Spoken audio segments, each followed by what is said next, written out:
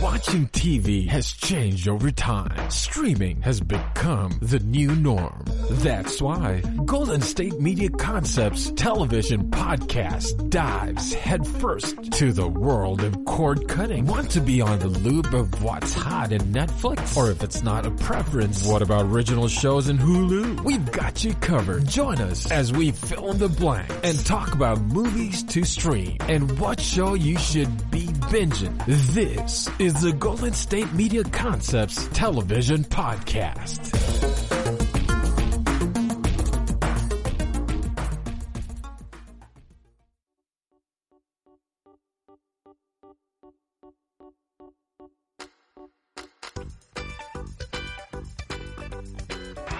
Yeah. All right. Ready, Jack? Another show.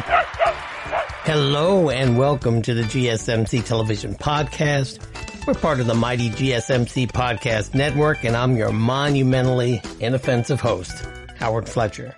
I'm joined here, as always, by my trusted engineer, Jack the Black Pug, and we are absolutely, positively honored and thrilled to be here with you once again.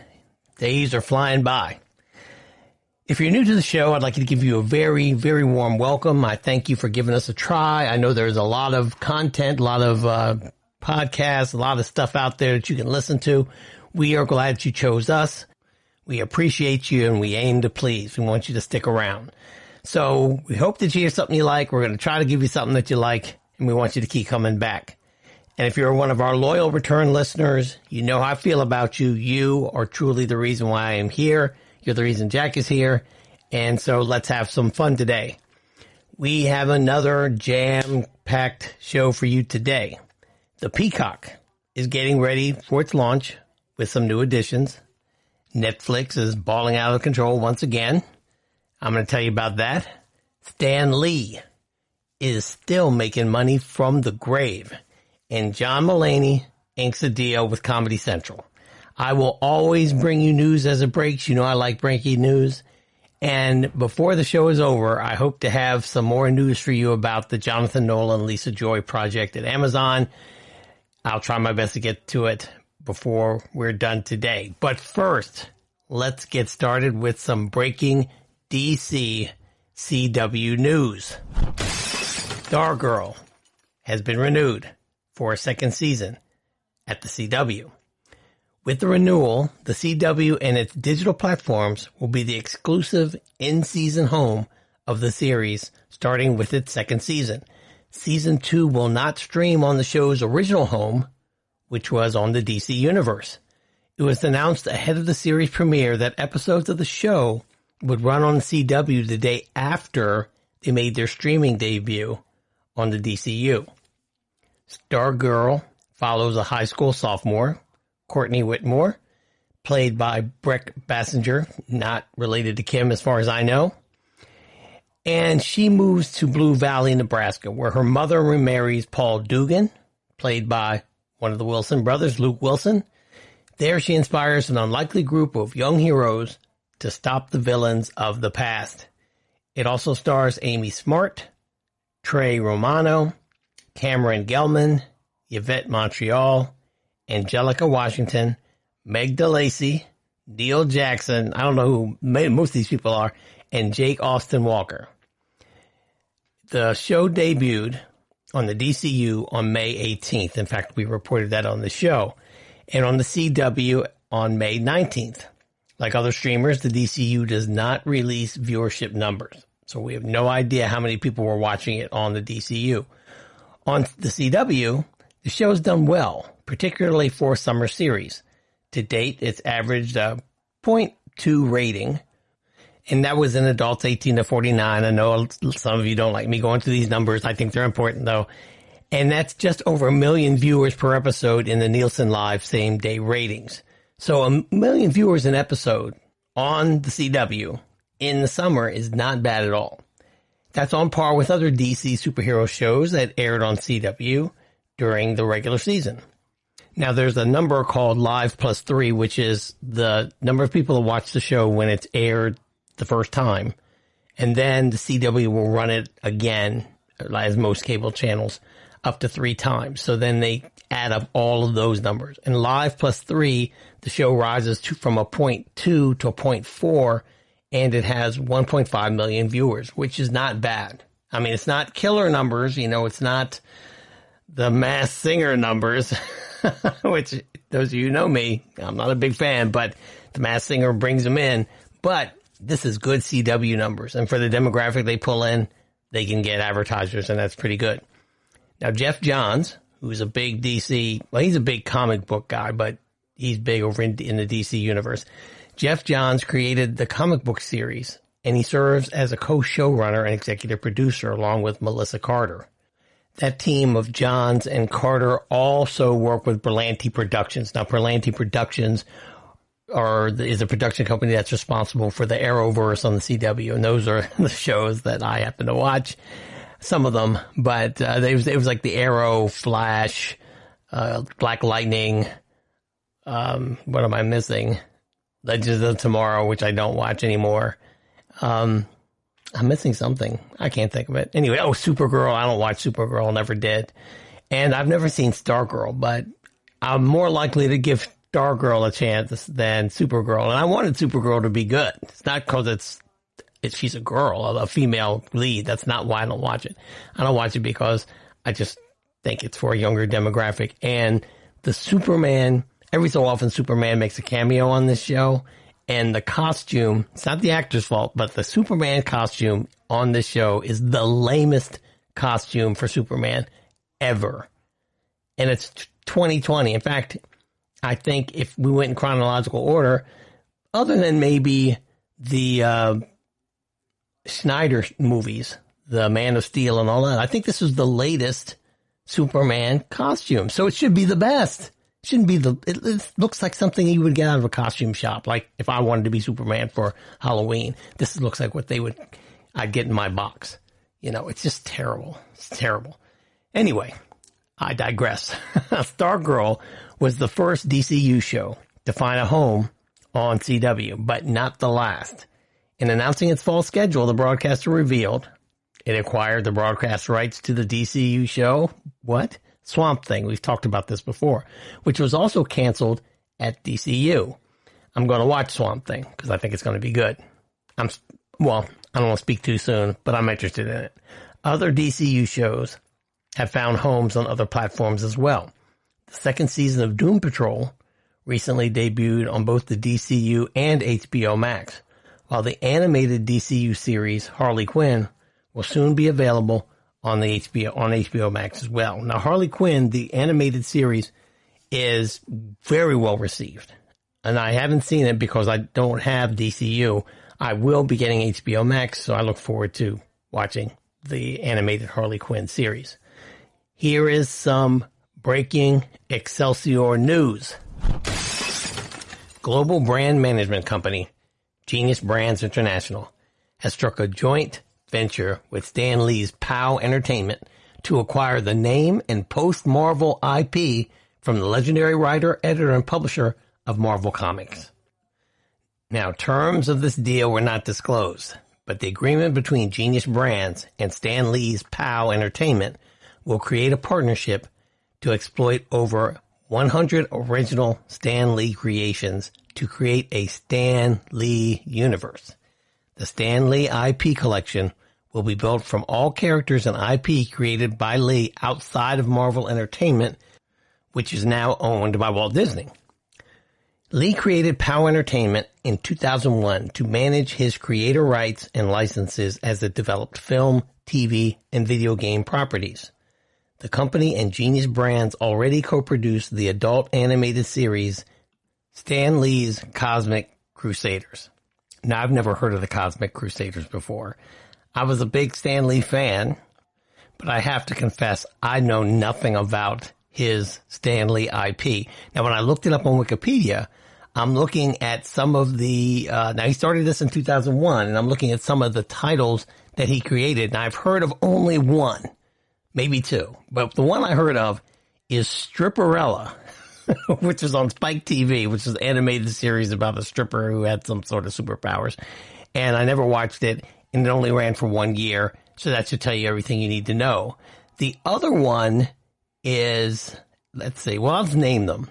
Lightspeed, Mosaic, The Condor, Ultimo, Hero Man, Stan Lee's Superhumans, Chakra the Invincible, The Zodiac Legacy, I don't know any of this, Lucky Man, The Reflection, I like that name, and Stan Lee's Cosmic Crusaders, which was a web series put out by Genius Brands, as it says in the article, and the distributor was The Hollywood Reporter of all the places and things. Well, okay, I don't know anything about this. Let me get back to this, to some of this information I dug out. As they expand their collaboration, the Stan Lee Universe joint venture will hold the worldwide rights to the name, physical likeness, physical signature, live action, and animated motion picture, TV, online, digital, publishing, comic book, merchandising, and licensing rights to Stan Lee and his IP creations. So in other words, they are going to, if you do anything with at all, with any of these characters that Stan Lee created before his death, you'll have to pay Genius Brands. Andy Hayward, chairman of and CEO of Genius Brands, said tapping Lee's unexploited properties represented a major content development deal. Here's a quote. "It's almost impossible to believe that one mind created this wealth. The spin-offs alone defy the imagination. From animated television to toys, apparel, video games, and every conceivable licensed product imaginable, Stan Lee's characters populate the screens and retail shelves worldwide. There is no creator who has influenced pop culture and created more successful entertainment," Hayward said in a statement. End quote. All right. I would push back on Hayward, and in one way, I would say Walt Disney probably had more influence on the culture than Stan Lee, but Stan Lee is a close number two. I will give you that. But, because Stan Lee didn't invent Superman, he didn't invent Batman, he didn't invent a lot of things, but he did invent, and he didn't invent every character in the Marvel Universe. Let's get that straight too. He had a lot of help from Steve Ditko and some other people. However, he did have, it was his magazine, Marvel Comics. He was the editor-in-chief, and I'm not going to take anything away from him. I'm just finding it to me, this is quite a speculative move, because it's very hard, very difficult now to break in, to become, he's talking about all of these things that Stan Lee has created. True, they're characters like Spider-Man and the X-Men and Thor and Iron Man, etc., but they have been around for decades, okay? And they are a part of the fabric of Americana, of pop culture. It's very difficult to create that now. You have to do it for a while, and you have to come up with something different. I mean, if you're like The Simpsons was a different thing.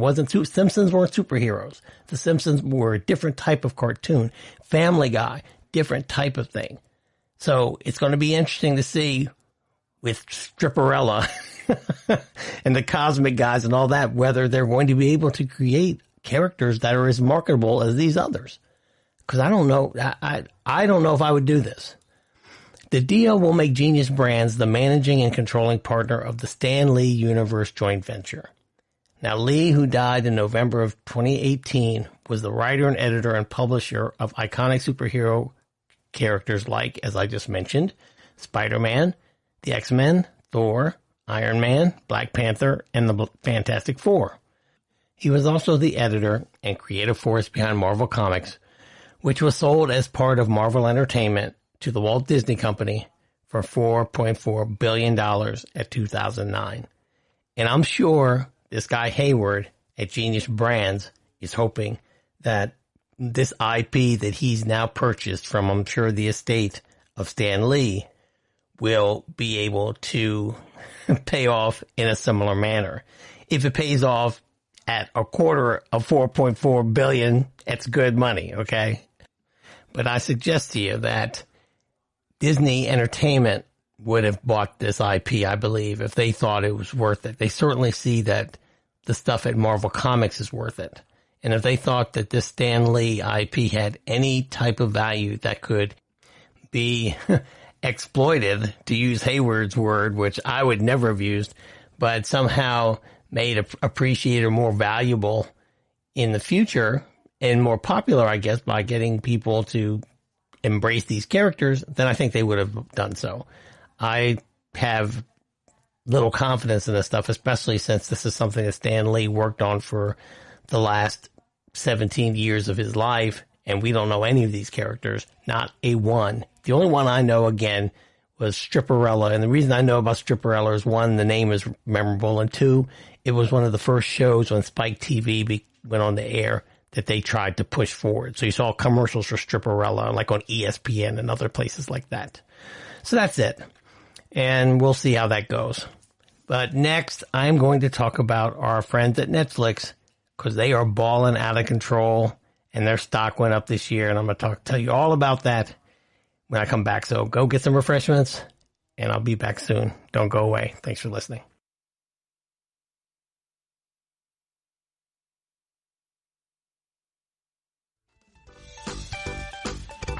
Yep, that. Jack, did you ever watch Stripperella? I didn't. But we're back, and look, I had to look up Stripperella because I just needed to know. It was bothering me. So, listen, Stripperella, this is according to the source of all sources, Wikipedia, is a 2003-2004 American superhero adult animated comedy series created by Stan Lee for Spike TV, which has since rebranded to be the Paramount Network. The lead character is a stripper named Erotica Jones, who is secretly the superhero super agent Stripperella. The series was produced by the firm and Spike Animation Studios, and it's rated TVMA in the United States. Now here's a little bit about Stripperella. Stripperella's powers include enhanced reflexes and senses, an astonishing intelligence, superhuman strength, jumping extremely high, sexy martial arts, and killer moves. She has twice claimed to be impervious to all temperatures and weather conditions, but this has only been casually tested on screen. She generally has access to a number of Bond-esque super technological devices of questionable usefulness. She is also able to use her extravagant blonde hair as an effective parachute. All right. She was voiced by Pamela Anderson, and that's all we really need to know. Let's get to the segment what we're supposed to talk about on this segment. Netflix. Now, let me tell you a little about Netflix had a good year. Now, Imperial Capital analyst David Miller has cut his rating on a stock of streaming giant Netflix from an outperform to a neutral, which means that if it's an outperform, that means that he expects it to outperform any projection. It's supposed to be really good. Now he's put it in neutral, but he's maintaining that the price of it should be worth $489 a share in the next quarter. Now, in a Monday report, he cited that the stock's year run-up this year, thus far for 2020, Netflix shares have risen 50.2%. And versus the S&P 500 in total, that's down 3.3%. In the last 18 months, shares of Netflix are up 81.6% versus the total S&P 500, which is up only 26%. Netflix shares had closed last week at $476.89, a mere 2.5% discount to our target price, Miller concluded. We see no reason to increase the target price at this time, end quote. In Monday trading, after the analyst's report was published, Netflix stock hit an all-time high of $499.50. As of 11:25 a.m. Eastern Time, it was up more than 4.5% at $498.71, giving the company a market value of nearly $219 billion. Now, Miller cited 4 reasons for why it went over his target price, why it outperformed what he thought it was going to be. He says, first, there's a quote. First, this is one of a very few names in the S&P 500, which for the most part is impervious to any economic effects of COVID-19, as the price points for each service iteration are mostly recession resistant and consumption of content is not communal, he said, estimating that an incremental $184 per share of equity value has been created simply due to the advent of COVID-19. In other words, the value went up because we are in this pandemic. Anyone could have told them that, which allowed the stock to go high faster than it would have done otherwise. That's absolutely true. People stream now. The whole industry has changed, and those of you who listen to me know that this is my mantra. The whole industry has changed because of COVID-19, and this is not going to be a temporary thing. This is a move that's going to change us fundamentally in the future about how we consume media, and Netflix was perfectly positioned to take advantage of this. In addition, Netflix has no exposure to any assets in the media sector under secular threat, such as cable networks, nor assets directly affected by COVID-19, such as theme parks or movie theaters. Third, the analysts argued that the company, quote, largely debunked what we viewed as street groupthink going into the launch of Disney Plus in the fourth quarter of 2019, which was that Disney Plus was going to take market share away from Netflix and force Netflix to lower its prices. Now, again, I could have they should be talking to me. I'm the industry analyst they need to talk to about this because, as I've said on the show before, Disney Plus had a lot of good stuff, a lot of shiny objects, very little original content other than The Mandalorian, and Star Wars, again, I'll be an industry expert, in my expert opinion, has lost some of its gloss. It has. So not a whole lot of people are going to be getting Disney Plus just so they can get The Mandalorian. And everyone has seen those Marvel movies. And, so just be able to get content. People want content, original content, and a variety of original content. And that's what Netflix has. Here's his last reason. Finally, Netflix shares have outperformed as the company has efficiently differentiated itself from its arch rival Disney Plus, and that Disney Plus is largely a myriad of American entertainment brands exported globally, while Netflix is, for the most part, a smorgasbord of global shows from almost every country, cross-pollinated all around the world, Miller wrote. And those of you who listen to me know I've said that constantly, that Netflix has everything under the sun. And what they do best, what they've done best since they were mailing DVDs, is they were very good at having a lot of international movies and TV and series. And that's why I became a Netflix member in the first place, because at that time Blockbuster was around and you could not get the foreign titles at Blockbuster that you could find on Netflix. And that's why I got them. And they've continued doing that through streaming. And that is where the core demand is. Disney Plus got the shiny objects, and they got a lot of those, big name franchises that everyone likes to see. But are they going to subscribe to it, that or Netflix? Or are they going to drop their Netflix subscription so they can watch Infinity War for the 15th time? No, they're not. And I think this is proving it.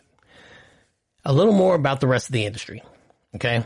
Meanwhile, Fox Corp's shares dropped 20.4% over the first half, with CBS Viacom being the worst performer among industry giants for the year so far, with a 44.3% drop, but having an extraordinary second quarter that saw it climb more than 65%. Among smaller entertainment companies, Lionsgate's stock dropped 30.5% over the course of the first half, but it rose 21% in the last quarter. And Discovery is down 35.4%. AMC Network shares are down 40.6%. Cinema groups have been among the hardest hit stocks in the broader industry due to theaters being closed. That makes a lot of sense. They are down, AMC Theaters down 41%, while IMAX Corporation ended 45% down. Cinemark fell by 60%. Here's a quote: "The cyclical components of high debts are finally being recognized by the market." Vogel Capital Management CEO and former Wall Street analyst Hal Vogel tells The Hollywood Reporter. And the pandemic means less revenue coming in. For example, Disney and Comcast have theme parks that will operate at a fraction of capacity, and advertising is still down across the board despite some recent suggestions that the worst pandemic-related drop is now behind the industry. Well, that's what they thought. But what Anthony Fauci's telling us now is that we haven't even gotten out of the first wave yet. So we shall see. But Netflix, because they don't have theme parks and they don't rely on advertising to drive their model, their income is chiefly from subscriptions. They are sitting pretty, and they know how to do it right. Netflix knows how to do it right. And earlier this year, I reported on this podcast that they invested $3 billion in original content because they understand the value. And that original content went international. They spread that money around from Korea to India to Britain to Canada. They did some stuff over in Iceland. There is all kind of content on Netflix. And, whether these analysts understood that or not, I understood it, that this is where people want to watch it at home. And as technology gets better and the choices at home get better, you're going to find that some of these movies that used to go to theaters that still aren't open or are open at half capacity will start to see the value in doing it a different way through streaming. And that's hopefully the last time I'll say that in this show. I'm definitely probably going to say it in the next show. What can I say? It's the theme. Here is some breaking Peacock news. The Peacock is bolstering its content library ahead of its July 15th launch. July 15th, ladies and gentlemen, is next week. Adding both seasons of anthology series Sacred Lies from Blumhouse Television. The series, created by Raelle Tucker, and I'm hoping I'm pronouncing her name correctly. She also had a hand in True Blood, a series I totally enjoyed, and Jessica Jones, a series I loved, originally aired on Facebook Watch. That platform has scaled back on scripted programming in favor of more unscripted projects. like game shows or reality shows, whatever. I'm a scripted guy.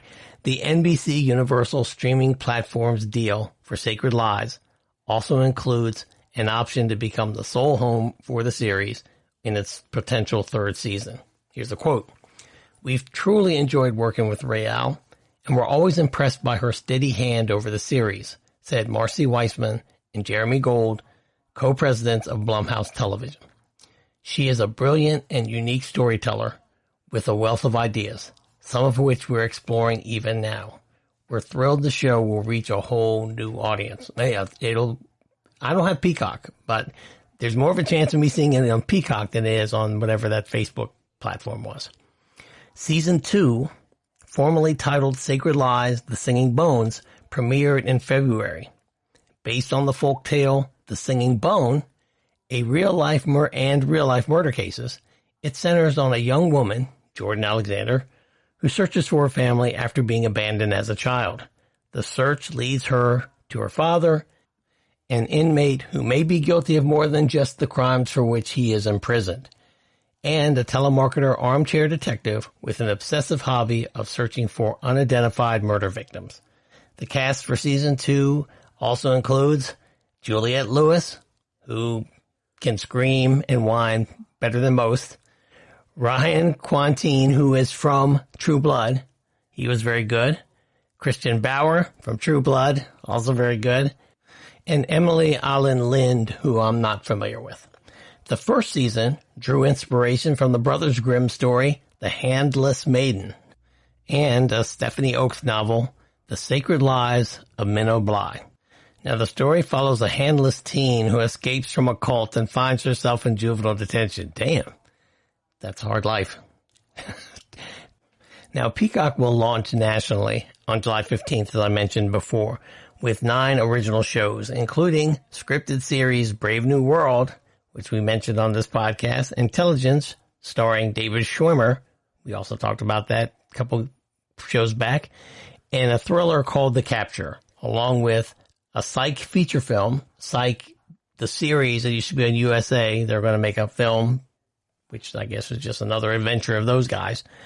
And the service will become the exclusive streaming home of The Office and Parks and Recreation, and it'll feature 6 shows from mega producer Dick Wolf at launch.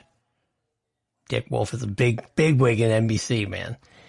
Peacock has also struck licensing deals with Viacom CBS for a number of shows and has non-exclusive deals for a host of NBC Universal series, including 30 Rock, Saturday Night Live, and Brooklyn Nine-Nine. And those shows will become exclusive when current deals with competitors expire. So it sounds like the Peacock is trying to get in there. Streaming is going to be extremely competitive as people start cutting the cord, which I still have yet to do, but I will. And so they got to come up with an attractive bundle of shows so you will select them rather than selecting somebody else. The attraction to cutting the cord is it's a good way to save money if you're not using, I have, Verizon Fios. That's not their fault, but there's just a whole lot of channels on there that I never look at.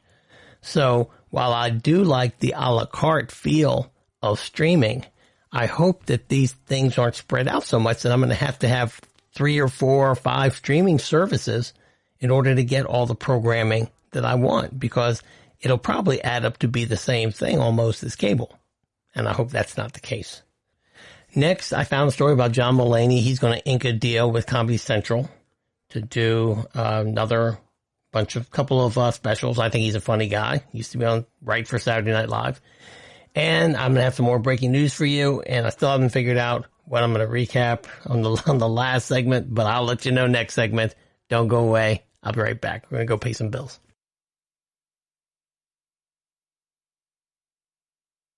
Tired of searching the vast jungle of podcasts? Now listen close and hear this out. There's a podcast network that covers just about everything that you've been searching. Hey! The Golden State Media Concepts Podcast Network is here. Nothing less than a podcast bliss with endless hours of podcast coverage. From news, sports, music, fashion, cooking, entertainment, fantasy, football, and so much more. So stop lurking around and go straight out to the Golden State Media Concepts Podcast Network. Guaranteed to fill that podcast itch. Whatever it may be. Visit us at www.gsmcpodcast.com. Follow us on Facebook and Twitter, and download us on iTunes, SoundCloud, and Google Play.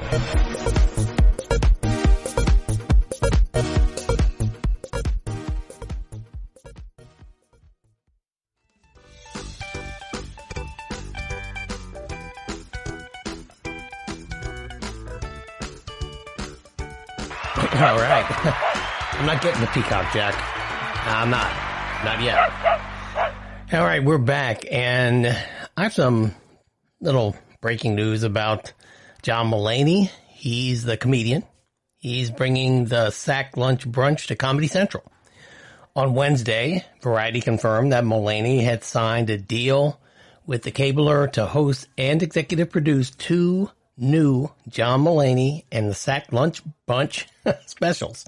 The first special debuted on Netflix this past December. I didn't catch it, but I do like John Mulaney. I think he's very funny. Here's a quote from him. Quote, "I was an intern at Comedy Central when I was barely older than the kids in the Sack Lunch Bunch. I wasn't a very good intern, so I'm psyched they hired me again. We are thrilled to bring these specials to Comedy Central, a place where I've had so many good times," end quote. The first installment of the Sack Lunch Bunch was an hour-long variety special starring Mulaney and over a dozen child actors, with celebrity guests like Jake Gyllenhaal, Natasha Lyonne, and David Byrne. That's my man, David Byrne. I know some people who saw it, and they really liked it, and it was well received by critics, according to Rotten Tomatoes. For what that's worth, it's holding a 26% approval rating, so I like John Mulaney, so I would imagine it's probably pretty funny. I will try to catch one of those other ones on Netflix. Oh, on Comedy Central, excuse me. Maybe I can catch the one that's on Netflix now. Here is some breaking killer Candy Montgomery news. Universal Content Productions, UCP, is continuing its push into the true crime space with a new limited series starring Elizabeth Moss. Moss is signed on to star in a series titled Candy for the studio based on the true story of Candy Montgomery and Betty Gore. In 1980 Texas, Montgomery, who is going to be played by Elizabeth Moss, seemingly had it all. A loving husband with a good job, a daughter and a son, a nice house in a brand new suburban community. So why did she kill her friend from church with an axe? Ooh. That is the question that everyone's asking. No network or streaming service is currently attached to this project. UCP is expected to shop the series soon, and my guess is that it's going to end up either on Hulu or Netflix.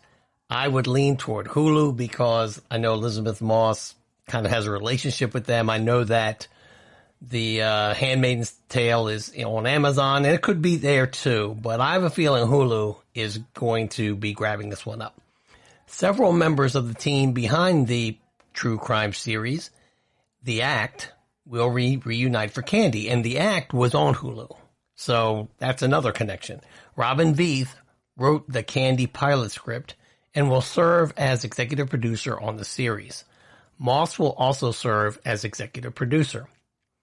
Now, Veith and Moss previously worked together on the AMC series Mad Men, which I loved, everyone loved that, and which Moss starred and on which Veith was a writer. Here's a quote. "I've been wanting to play an anti-heroine for a while now, and I've been trying to work with Robin again after Mad Men for even longer. So when she asked me if I wanted to play a housewife from Texas who some say got away with murder, I simply said, where do I sign?" Moss continued, "Adding the opportunity to work with Nick Acosta after his incredible work on The Act was like taking a delicious dessert and putting 100 cherries on top.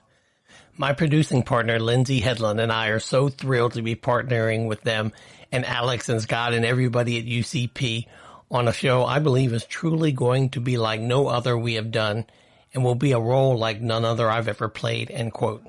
So, obviously she's very excited about it. It sounds very interesting to me. In addition to her Emmy-nominated role on Mad Men, Moss currently stars in the Emmy-winning Hulu series The Handmaid's Tale. Her other TV credits include Top of the Lake, which I watched, is very good, and The West Wing. I never was a big West Wing fan, and I didn't even know she was on it. She probably was just on a couple seasons.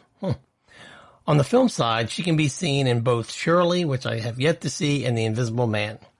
Her upcoming film roles include The French Dispatch from Wes Anderson, and that they're waiting to put that in the theater.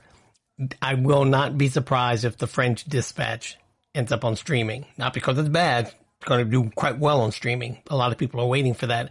And Next Goal Wins by Taika Waititi. Here's another quote. "The unique tale of Candy Montgomery is one Nick has been passionate about telling for a very long time," said Dawn Olmsted, president of UCP. After working with Robin on The Act, the two crafted an incredible script that is tense, twisted, and tempting. With her range of work speaking for itself, Elizabeth is a dream casting for us.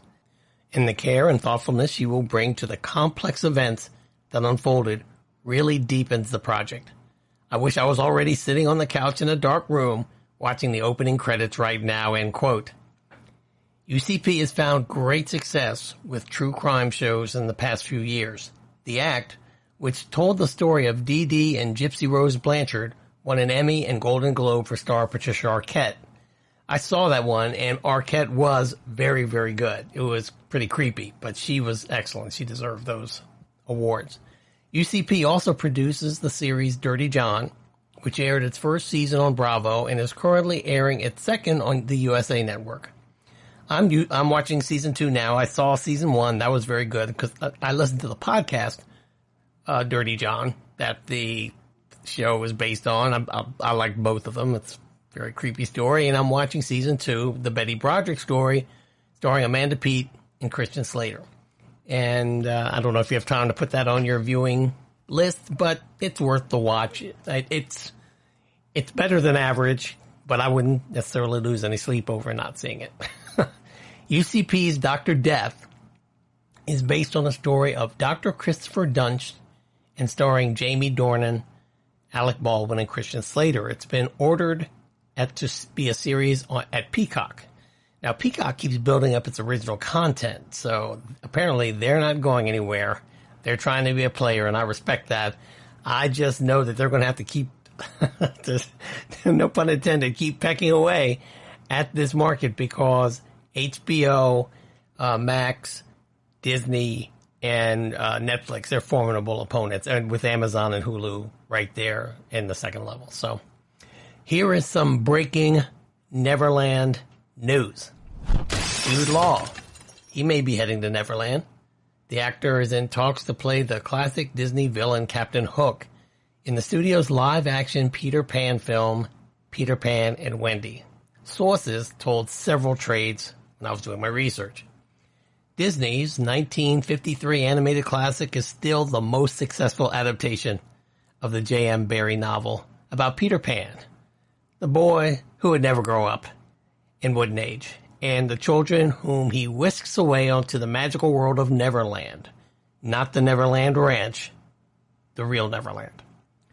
Now, many other studios have made their own versions on the big and small screens, and that includes Steven Spielberg, who made Hook, starring Robin Williams, and no disrespect to the late, great Robin Williams, but that movie was bad, in my opinion. It wasn't good. And Joe Wright made a movie, Pan, in 2015. It had Hugh Jackman in it. I don't know what he played. Why? Because I didn't see it. And I think a lot of people joined me in not seeing it because both of them disappointed at the box office. So if this deal closes, Law would follow in the footsteps of Dustin Hoffman, Jason Isaacs, and most recently, Garrett Hedlund as actors who have played the iconic pirate antagonist in previous retellings of the story. Sources say the release is expected to be theatrical and not go to Disney Plus to stream. Now, Disney's coming off a very strong year of live-action adaptations, with Aladdin, with Will Smith in Blue, which blew up YouTube, and The Lion King, grossing $1 billion at the global box office. Disney was so happy with Aladdin's live-action film that it has already begun developing a sequel to the film. Now, just like Robin Williams, I'm not trying to hate on Will Smith. And I didn't see Aladdin. And I'm sure it was great, because Aladdin's not for me anyway. They didn't make it for me and my demographic. They made it for the family audience and people who are fans of the animated version, which, oh, by the way, the genie was voiced by Robin Williams, and that was a good movie. But Disney should quit while they're ahead, I believe, unless they decide to make it on a reduced budget with decent special effects, because, I mean, they're going to have to do a little better than what I saw on YouTube. But even at that, they were obviously good enough because it got decent reviews from family critics, and it obviously had good box office. But I think that a Aladdin follow-up, if things stay the way they are, and if they plan for this film to be released in the next 2 to 3 years, they ought to be prepared to stream it.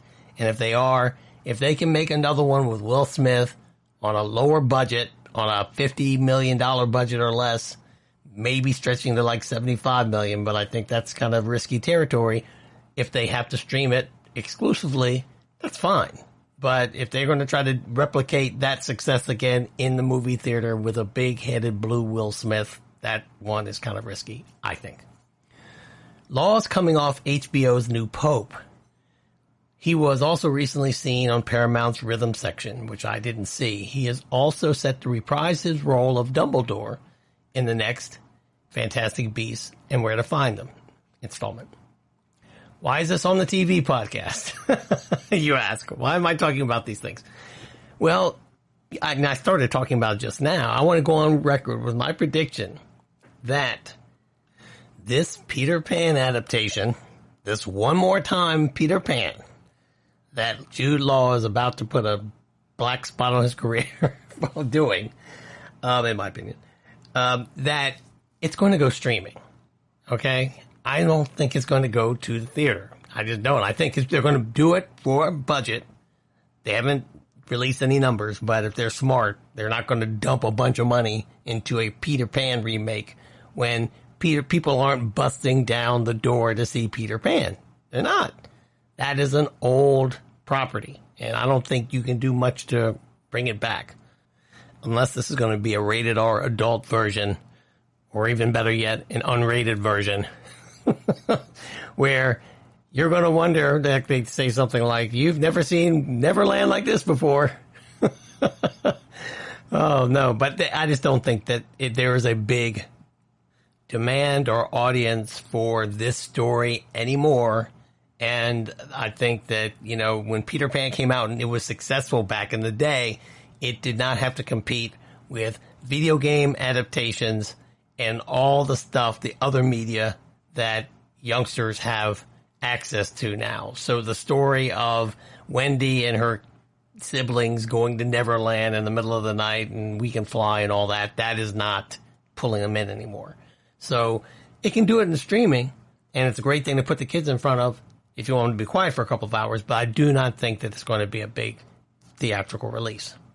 And I don't think that me saying this is any big stretch or prognostication or anything like that, because as you heard, its live action predecessors failed at the box office. I see no reason why this one won't do the same. I mean, Steven Spielberg, who's a pretty darn good filmmaker and knows how to make money at the box office, making family movies, failed doing this with Robin Williams, who seems tailor-made for a project like that. So it's just not the time for Peter Pan anymore.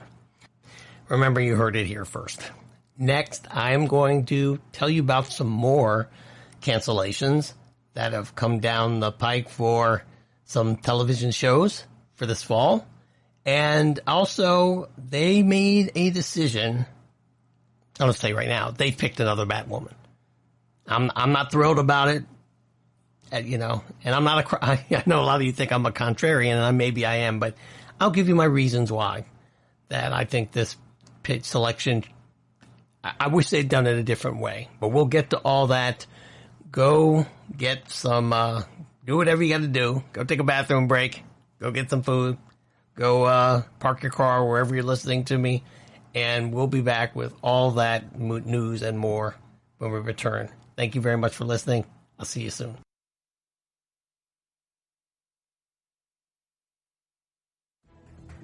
Want to find out what movies to go see? Then check out the GSMC Movie Podcast. It's your ticket to the latest movies, whether it's a new blockbuster event, romantic, comedy, or action flick. This show has got it all covered. They talk some what to go see now. Don't bother. What's hot on Netflix and everything in between. That's GSMCpodcast.com/movie-podcast. When it's all about the movies, it has to be this new show. Don't forget to like them on Facebook and follow them on Twitter. Visit GSMCpodcast.com for more info. All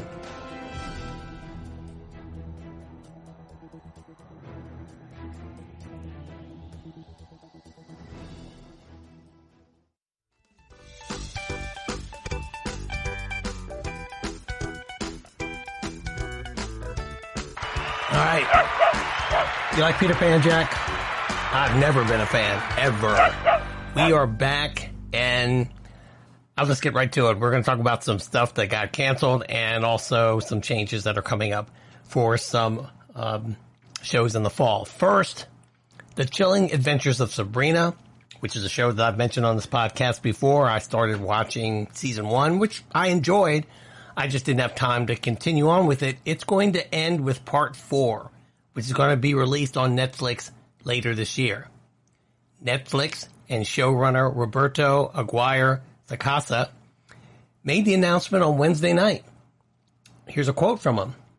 "Working on The Chilling Adventures of Sabrina has been an incredible honor from day one. The cast, beginning with Kieran, who plays Sabrina, as everyone's favorite teen witch, has been an absolute joy. I am beyond thankful to the crew, writers, editors, assistants, and everyone for pouring so much love into this dark dream of a show. I'm also grateful to our partners at Netflix, Warner Brothers, Berlanti Television, and Archie Comics for letting us tell the story we wanted to tell the way we wanted to tell it. We can't wait for everyone to see part 4, end quote. Now, the final installment promises a spooky, sexy, and supernatural series finale, but not before Sabrina Spellman reveals a few more tricks up her retro chick sleeve. Over the course of the final part's 8 episodes, the Eldritch Terrors will descend upon Greendale.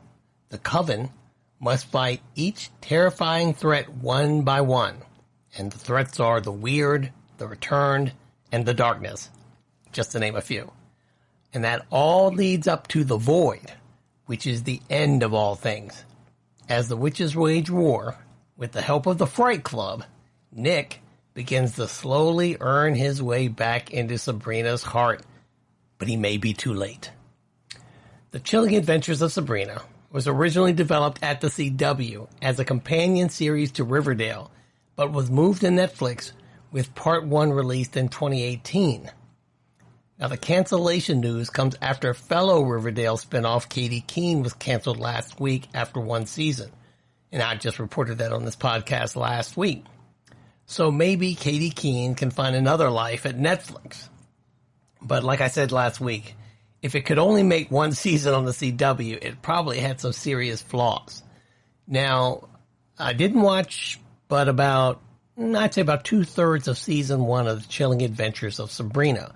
I will say this, some of the content on there, I don't know if it would have made the grade on network television on the CW, and that might be why it was successful. So if Katie Keene wants to go a little edgier, I don't know anything about Katie Keene other than the fact that it takes place in New York and, she has some, interesting friends. And it's from the Archie comic book world. But if they want to make it a little bit more adult, I guess that's the better way to put it, and they can get away with doing that and still be what they want to be, maybe they can find a home on Netflix. I don't know. Sabrina lasted 4 seasons, and they're not saying they're canceling it because it had bad viewership, although maybe it started to wane. I don't know. I didn't finish season 1, but again, that was a time thing. Anyway, here is some breaking Gotham news. Batwoman has found its new series lead with Javicia Leslie, set to step into the cape and cowl for the show's upcoming 2nd season on the CW. Here's a quote. "I'm extremely proud to be the first black actress to play the iconic role of Batwoman on television, and as a bisexual woman, I am honored to join this groundbreaking show, which has been such a trailblazer for the LGBTQ plus community," Leslie said. Now, Leslie will portray a new character on the show named Ryan Wilder. She's described as a likable, messy, a little goofy, and untamed. She's also nothing like Kate Kane, previously played by Ruby Rose, the woman who wore the Batsuit before her. With no one in her life to keep her on track, Ryan spent years as a drug runner, dodging the GCPD, Gotham City Police Department, and masking her pain with bad habits. Today, Ryan lives in her van with her plant, a girl who would steal milk for an alley cat, but could also kill you with her bare hands. Ryan is the most dangerous type of fighter, highly skilled and wildly undisciplined. She is an out lesbian, athletic, raw, passionate, fallible, and very much not your stereotypical all-American hero. Okay, well, Batwoman isn't your stereotypical all-American hero, so that character that they just described sounds like it would fit the bill. Now, Leslie takes over leading the series from Ruby Rose, as I said before, who shocked fans when she announced her departure in May. On Instagram, Rose praised Leslie's casting. Quote, "This is amazing. I'm so glad Batwoman will be played by an amazing black woman. I want to congratulate Javicia Leslie on taking over the Bat Cape. You are walking into an amazing cast and crew. I can't wait to watch season 2. You are going to be amazing." End quote. Now, prior to joining Batwoman, Leslie starred on the CBS series God Friended Me, which aired for 2 seasons. I'll leave my opinion on that show alone. That show was also produced by Warner Brothers Television and Berlanti Productions. Berlanti Productions has its hand in a lot of stuff. She also starred in the BET series The Family Business and the film Always a Bridesmaid. The show is scheduled to return in January on Sunday nights on the CW. Okay, now I am very happy for Javicia. I hope I'm saying her name correctly, Leslie, for getting this role. I am. However, I'm going to go on the record again as a black, male, American comic book fan and saying that while I love the push for diversity and representation, I do. I support it and I want to see it continue. I find it uncreative and lazy for showrunners just to paint an established white character black and think that's enough. Now see, as a Batwoman fan, I'm curious to see how they're going to reconcile this change with the people of Gotham. See, Batwoman, because of the cowl, doesn't cover everything up. She's obviously white. I've seen a picture of this actress. This actress is dark enough to be obviously a person of color, so she could not be mistaken or thought to be the other Batwoman or the original Batwoman. The Batwoman suit is not part of an athletic team or a uniform. Okay, Batwoman is a entity, so it's not like anyone can wear it. It's not like, the first team quarterback got injured, so here comes the backup quarterback. You got to be somebody who instills public trust. And if anyone can wear it, that doesn't do a lot for public trust, because Batwoman is a vigilante in the first place. She had to gain trust, so if all of a sudden there's another person in the suit, and they may go through this in the show, it just is something that I'll be interested to see how they write that out. But my deeper point, that's just a fanboy thing. My deeper point is that if you really want to diversify the universe, the superhero universe, then do so. Create a new character. Get your writers in a room and work. Don't just take another character and say, we're going to make this character black now, and come up with some story where either the previous person in the suit gets killed or something, and you're just going to put this established character on a black person. Write a character for a black person. That's all I'm saying. And it can be done. And it can be done on television. See, here's the thing. DC, you can't use the excuse, well, we don't really have somebody like that in print, and so it really wouldn't work, and this is the easiest, fastest way for us to do it. It is an easy, fast way to do it. But you have characters like John Diggle on Arrow, and the best example is Harley Quinn on Batman the Animated Series. Neither of those characters were in the comic books, and now they are established characters in the DC universe. Harley is one of the most popular characters now in the entire DC universe, and she was written to be a sidekick for Joker in a cartoon. So they shouldn't be hesitant to create a new character on television. As long as it's good, and you give them a good backstory, like they gave Harley being Harleen, and you put your time into it, it'll work. But not to do so is lazy. It's just lazy. So, yeah, I hope Batwoman will survive because I like the concept of the show. And I like Rachel Skarsten as Alice. I know a lot of people, there are a lot of people, comic book people, who don't like the show. I'm giving it a chance and I like it. But I wish they had replaced Ruby Rose with another actress with a similar complexion. Not to be Carol Kane, but somebody that could step into the suit and the general public wouldn't necessarily know that Batwoman had changed.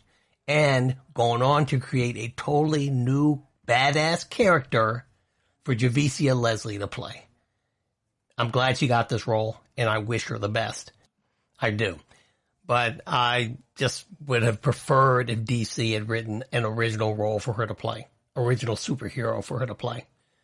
And that's what Batwoman was anyway. DC didn't just say, okay, we're going to have a lesbian character, so we're going to make Black Canary a lesbian now. No, they created a brand new character, and they made that part of her personality, part of her backstory. And that's how they had that diverse representation. So all I'm doing is asking you to do the same for a person of color. That's all. Because the only ones that we have right now are ones that were created in the 70s, like Black Lightning and the Black Panther and, and Luke Cage. Just work a little bit. That's all I ask. Okay, I'm done. And finally, here's some breaking stormy weather goddess news. Showtime is developing a limited series about entertainment icon and activist Lena Horne. The series is currently titled Blackbird, Lena Horne in America, named for Horne's favorite poem, 13 Ways of Looking at a Blackbird. Jenny Lumet, Horne's granddaughter. She's the daughter of Sidney Lumet, and she'll be co-writing the first few episodes with Alex Kurtzman. Both of them are going to be executive producers on it. The series will span 60 years of Horne's life, from dancing at the Cotton Club when she was 16, through World War II and stardom in the MGM years, McCarthyism, the Civil Rights Movement, and her triumphant return to Broadway. It will also delve into her relationships with luminaries like Paul Robeson, Count Basie, Duke Ellington, Joe Louis, Billie Holiday, Hattie McDaniel, Ava Gardner, and Orson Welles. This project is the latest collaboration for Lumet and Kurtzman. They've also worked together on Star Trek Picard, Star Trek Discovery, and Star Trek Short Treks, and are currently working on Star Trek Strange New Worlds. And they're doing a series adaptation of The Man Who Fell to Earth at CBS All Access, which that sounds really interesting to me. I just don't have CBS All Access, but I love that story of The Man Who Fell to Earth. They are also co-creators of the upcoming CBS drama series Clarice, about Clarice Starling in the years after the events of Silence of the Lambs. If they can make that series as good as the Brian Fuller series Hannibal, or at least have it be of the same quality, they'll have a winner, because I loved Hannibal. This is the latest premium cable project about a prominent Black American to be announced in the past week.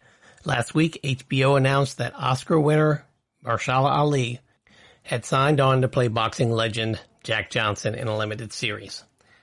So that's it for what I have today, folks. In my next podcast, I will be recapping the finale of Hightown, and we can shut the door on that bad boy. And I'm now curious, it must be a Lulu for Stars to make us wait 2 weeks. So anyway, I want to thank you for listening to the GSMC Television Podcast, brought to you by the GSMC Podcast Network.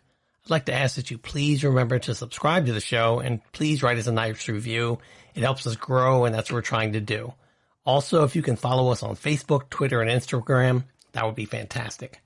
Please remember to email me at podcasthoward@gmail.com with any requests for the show and any feedback. I read all email on the show, good, bad, or indifferent. And so it's been a few weeks since I've gotten an email that I can read on the show. Sometimes people just tell me stuff that's not really stuff to read on the show. But send me something that I can read, and I will read it. Listen, I know we're in some strange and challenging times right now, and we can all pull through this together. I know that we get a lot of curveballs out of Washington, and we're getting a whole lot of different messaging and all of that, but we're still in a worldwide pandemic. So please remember just to do the basics. Wash your hands, limit your personal interaction with people if you can, distance, and if you wear a mask. This isn't a political thing.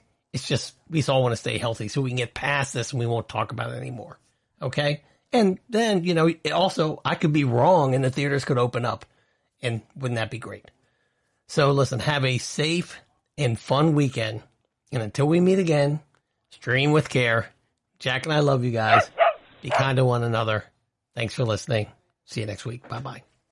You've been listening to the Golden State Media Concepts Television Podcast, part of the Golden State Media Concepts Podcast Network. You can find this show and others like it at www.gsmcpodcast.com. Download our podcast on iTunes, Stitcher, SoundCloud, and Google Play. Just type in GSMC to find all the shows from the Golden State Media Concepts Podcast Network, from movies to music, from sports to entertainment, and even weird news. You can also follow us on Twitter and on Facebook.